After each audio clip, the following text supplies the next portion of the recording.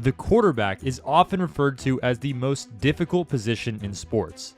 A QB touches the ball every single snap and is ultimately the driving factor of a team's success. Quarterbacks don't just worry about getting hit. They carry the weight of a franchise's future on their back, hold the hopes and dreams of fans in their hands, and have plenty of careers riding on their arm, all while a 300-pound man runs full speed towards them. A quarterback is deemed to not only be the ultimate competitor, but leader. We've witnessed the highest peaks of the position, but have also seen the lows of those who struggle to just remain. I want winners. Across the history of our league, there have been so many quarterbacks who fall between those marks into the realm of average. With the help of the NFL research and analytics team, we're taking a deep look at the vast legacy of the position to answer the question, who is the most average quarterback in NFL history? He did have some adjustments to make as defenses pressured and at times confused him. But this poised young man had earned this opportunity, and he made the most of it. First, let's address what it means to be average. In sports, we tend to look at this word with a negative connotation. To be average is to be stagnant, unprogressive, mid, because the notion that someone is average means that they are not great. But when we look at the definition of the word average, it is actually described as an amount, level, rate, or standard regarded as usual or ordinary. To be average is to meet the standard. So when you place the standard in different contexts, you get different results. If you place an average chef amongst beginner cooks, they're now considered the expert. And if you place an average NFL player amongst other athletes who don't play professional sports, they're most likely going to dominate. So being average is not the same as being bad. You're meeting the standard. In fact, a very high standard in comparison to millions of other people. Average is a loaded label because it's contextually based and subjectively applied. Before we determine the most average quarterback, we must define our data points. The NFL research team supplied us with the career stats of all 604 quarterbacks who have started a game since the merger in 1970. This table of career stats is known as our quantitative data. The 604 quarterbacks listed in our data is our population, which refers to a complete group with at least one variable in common. We've identified 7 major variables of the quantitative data that make up our population. They are games started, yards thrown, touchdowns thrown, interceptions thrown, completion percentage, passer rating, win record, and loss record. The questions we need to ask are simple. Do all of these variables carry the same weight? Do touchdowns matter as much as interceptions? And is the passer rating more important than the amount of games started? Let's start with the value of the win and loss records. Dan Pastorini found a lethal partner in the incomparable Cliff Branch. And when Pastorini was shaken up, number 16, Jim Plunkett, tied the game with a last-second touchdown to fearless Raymond Chester. There's an argument that the most average quarterback is simply a QB whose career record was 500, which effectively is a statistically average career. There have been 36 QBs who have started more than one game and posted exactly a 500 record as a starter. Eli Manning leads that list with the highest number of wins and losses, going 117 and 117 in his career, followed by Jim Plunkett, who went 72 and 72 during his career. However, that win-loss record doesn't account for each of their 2 Super Bowl wins. This is a solid example that, while important, a career win-loss record does not tell the whole story, and essentially disqualifies Manning and Plunkett from being the most average. So let's identify all the disqualifying factors within the data. Can the most average quarterback be a Super Bowl champion? Of the 59 Super Bowls in NFL history, there have been 35 different starting quarterbacks to claim the title. So 35 players of our population of 604 succeeded at the game's most substantial feat.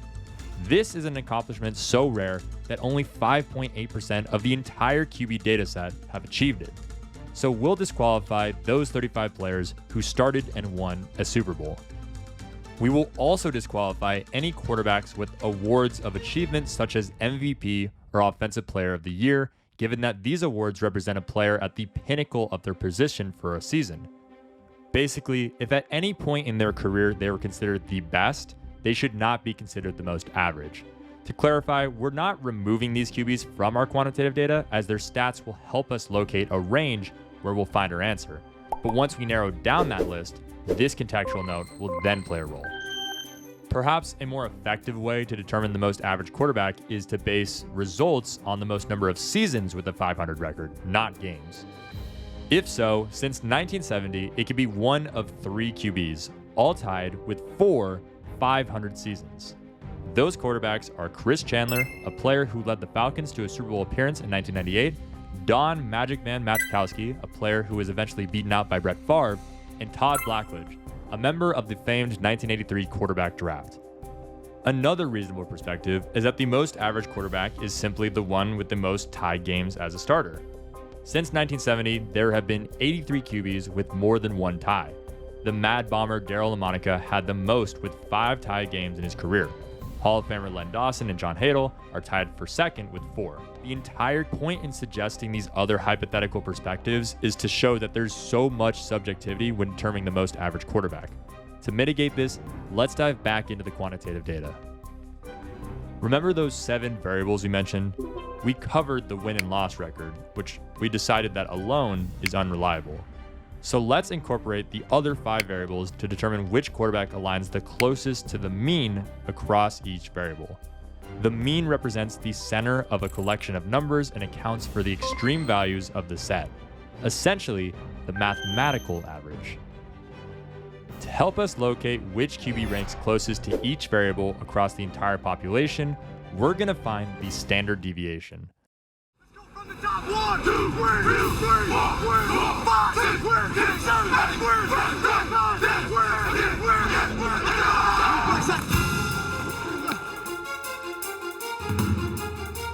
In 2009, no one threw more touchdown passes than Drew Brees. None had a higher passer rating. Standard deviation measures the amount of variation of the values from the mean. So the higher the standard deviation, the further away the data is from the mean. And the lower the standard deviation, the closer the data is to the mean. Let's put this into an example. 56.4 is the mean of touchdowns thrown across our entire data set. 56.4 represents our baseline goal. Drew Brees has thrown 571 touchdown passes in his career. His standard deviation mark is going to be way higher than a quarterback like Derek Anderson, who has thrown 60 touchdowns in his career. So, Derek Anderson's deviation from the mean is closer to 0 than Drew Brees. To reiterate, we're looking for the quarterback whose standard deviation is the closest to 0 across all of our variables. It's important to note that no player is exactly average across every variable statistically. We're taking the averages of the standard deviation we calculated to find the net distance of each player across each variable. Except we're running into skewed data because the average is being represented as an integer, which will naturally be slightly off. But being slightly off the average for career wins is much different than being slightly off the average for career yards. So, to be more accurate, the net distance numbers found across our entire quantitative data set need to all be calculated and transformed into percentages to negate the effect of being slightly off and normalized across each variable. Those new percentages are known as raw distance scores. Those raw distance scores apply to each of the variables individually. The NFL research team helped calculate an average score table that can then be sorted through to find the player whose percent is the closest to 0 across all of the variables combined. This technically could reveal the answer, but we would be disregarding a few other factors skewing the data. Over the 100 years that the National Football League has been active, and 50 plus years since 1970 in the modern era, the game of football has tremendously evolved. The style of play is simply different today than it was in the 70s. Quarterbacks have more responsibilities, coaching schemes have changed, and the standard is elevated. By comparing the stats of every quarterback across history, we're not accounting for those contextual differences of time. For example, in the 1970s, the average yards per game was 87.5, compared to the 2000s average of 146.5. The NFL today is a much more pass-heavy league, and it's not fair to hold the standards of the time against the qualifications of what a starter was expected to do during the era in which they played. Another issue relates to players in the middle of their careers who still have time to improve compared to players who are fully done and whose careers are cemented as average. We can use Sam Darnold as an example here, whose career win-loss record is currently 43-40. 2024 marked the first time in his career where he won more than 7 games. If his career ended the year prior to his 14-win season in Minnesota, he would have been listed as a statistically below-average QB. But now, he has a chance to raise his statistical stock and boost himself to the distinction of an average quarterback and potentially even higher by the time his career is officially over. We need to account for the duration a player has been active and determine a fair range of games played to mitigate capping off active players' careers before they have the chance to potentially break out. And then there's one more factor skewing our results: Tom Brady. 21. Following a Week 1 loss in Cincinnati, the Patriots suffered an even more devastating setback against New York in their home opener. Serious internal injuries would sideline Drew Bledsoe and turn the quarterbacking duties over to a second-year pro who had completed 1 pass in his NFL career. Tom Brady may have been short on experience, but he was a quick study.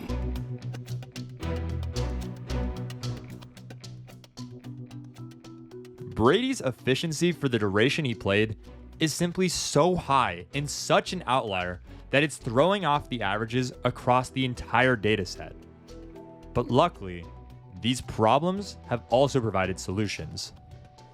To account for the differences in play across separate eras, we're splitting our data to compare the players to the averages within the period of time that they played. We decided to split the data around a significant event, the draft of Tom Brady.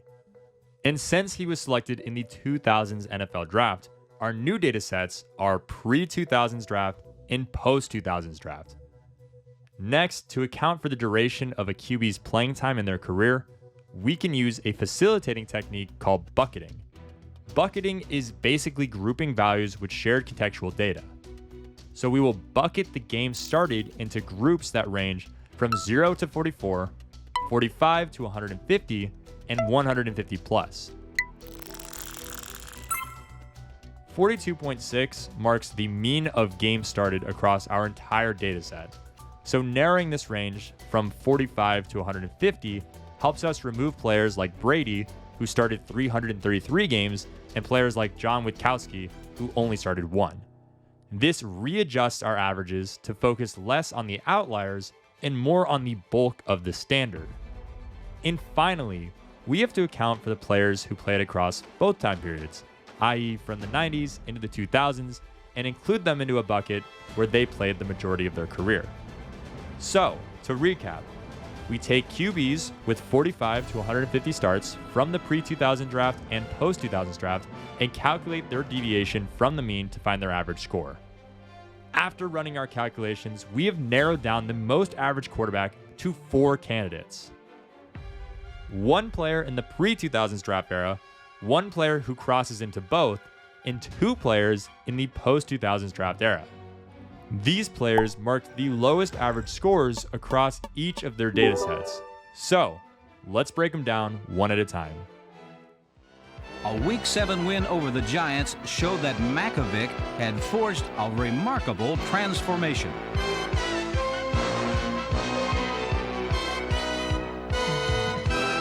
Bill Kenny threw for 342 yards, the 5th best single-game total in Chiefs history and the most in 9 years.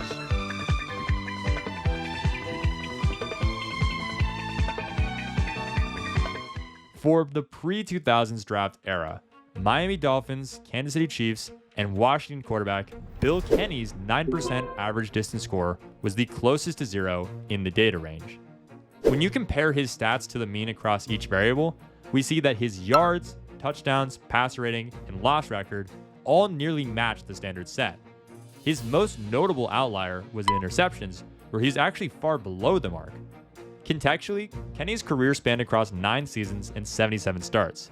His highlights include a 4,000-yard passing season in which he led the league in completions and attempts, feats he would not come close to again. He was also nominated to 1 Pro Bowl and led the Chiefs to a playoff berth in 1986. However, a torn ligament in his hand prevented him from playing in the playoffs.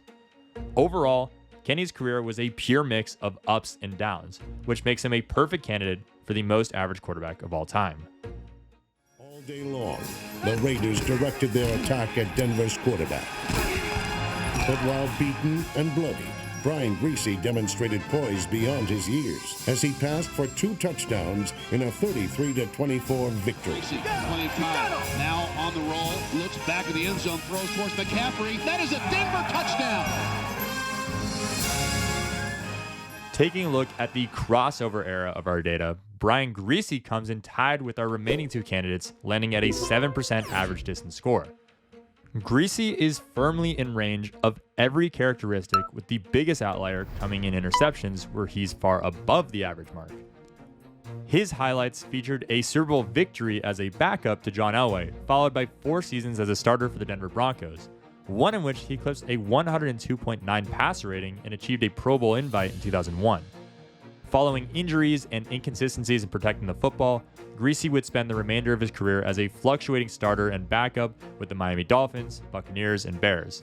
Despite hot streaks and some impressive comeback and relief victories, injuries and unstable play kept Griese from ever truly being able to build off the progress he made with the Broncos. Next on the list is a QB that Brian Griese replaced at one point. Snap to Kyle Orton, settles in the pocket, winds up throwing to the end zone. Touchdown! Touchdown Bears! Orton gonna throw on a snap, sets the throw now, winds up to the end zone. Touchdown Greg Olsen! Touchdown Bears! Again, Kyle Orton put the ball into the exact spot where it was going to be caught by the offensive player in stride.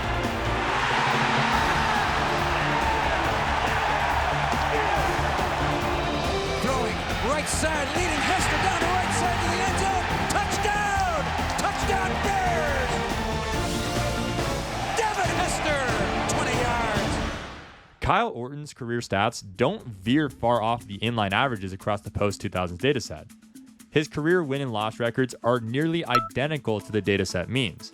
His highlights begin on a 10-win season for the Chicago Bears, and despite the Bears clinching the North, in 15 starts, Orton had only 9 touchdowns and 13 interceptions. Another milestone of Orton's career also featured being involved in the Jay Cutler trade. Once on the Broncos, he thrived in his best statistical season, leading the Broncos to a 6-0 record, also being named the AFC Offensive Player of the Week following a win over the Patriots. Despite the hot start, the Broncos would end up still missing the playoffs with an 8-8 record. And despite a few shining moments in 2010, including a 476-yard passing day against the Colts and a 4-touchdown game against the Chiefs, Orton would eventually be replaced by Tim Tebow at the end of the season. Orton would reclaim his starting role in 2011, but following a 1-4 start, he would fully succumb to Tebow mania and never play for the Broncos again. Orton made stops at the Cowboys and Chiefs before landing at the Bills. He finished his career on a high note in 2014, replacing E.J. Manuel following a 2-2 start and leading the Bills to their first winning season since 2004. Yet again, despite the flashes of good and a 9-7 record, Orton and the Bills still missed the playoffs. Now we look at our most intriguing candidate for the title of the most average quarterback ever.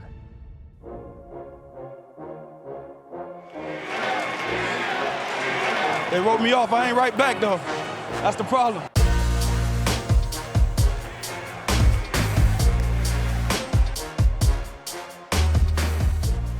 Statistically, Smith is a nearly perfect match in every one of our variables. The highlights of his career are only emphasized by the lowlights. Following a slow start with the Jets, a career that culminated in 4 uneventful seasons that were capped off by a torn ACL in 2016, Smith made pit stops at the Giants, Chargers, and Seahawks. He initially signed with Seattle to back up Russell Wilson, and following 3 seasons in that role with minimal playing time, in 2022, his career took an immense turn. Following Wilson being traded to the Broncos, Smith had a legitimate shot to compete for the starting job. And following him being named the starter, he proceeded to have the best year of his career. One in which he threw for a league-leading 69.8 completion percentage, over 4,000 yards, and 30 touchdowns. This culminated in a playoff berth for the Seahawks and Smith winning Comeback Player of the Year. Smith came a bit back down to earth in his second season in Seattle, and despite missing the playoffs, was still named to his second consecutive Pro Bowl. 2024 featured several highlight-worthy moments, including a walk-off win against the 49ers, breaking his own record for passing yards in a single season for the Seahawks, and a 10-win season. But in the same vein as many of the other candidates, this year ended without any tangible progress to show. Seattle missed the playoffs, and Smith was traded to the Las Vegas Raiders during the offseason. Smith has walked an interesting path, from an exciting prospect to a statistical bust to a solid backup quarterback to a legitimate starter. Based on the trajectory of his career and the fact that he's still currently starting, Geno cannot be considered the most average quarterback in history at this time. Bill Kenny has the lowest percentage of any player in the pre-2000s draft time period. That officially makes him the most average quarterback ever for that era. When deciding between Greasy and Orton to determine the most average quarterback of the post-2000s draft era, let's take one last look at the individual season stats of their careers. Despite having similar career stats, we can see within the individual seasons that Greasy had a much more balanced career, whereas Orton started off hot, but following 2010, he only played one more meaningful season. Not to mention that Greasy's touchdown to interception ratio was nearly even in 8 of the 11 seasons he played. In terms of meeting our statistical average, Greasy fits that bill at a more consistent rate. So, the most average quarterback in NFL history is Bill Kenny for the pre-2000s draft era and Brian Greasy for the post-2000s draft era.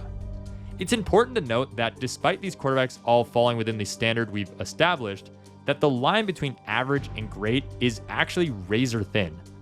There are so many variables we didn't account for that play a role in the success of someone's career. Would Patrick Mahomes be as successful if he never spent a year learning behind Alex Smith? What would happen if the Colts decided to bench Peyton Manning after his 28 interception rookie season? Would Sam Darnold have broken out sooner if he was initially drafted by Kevin O'Connell and the Vikings?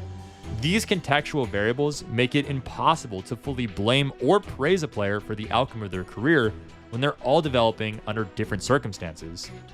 Even to be average is a monumental achievement. From the world's population of 8 billion, we narrowed that down to 604, and then that down to 4, and then that down to 2. Bill Kenny and Brian Greasy should be applauded for their careers because they were able to meet the standard of the most average quarterback in NFL history.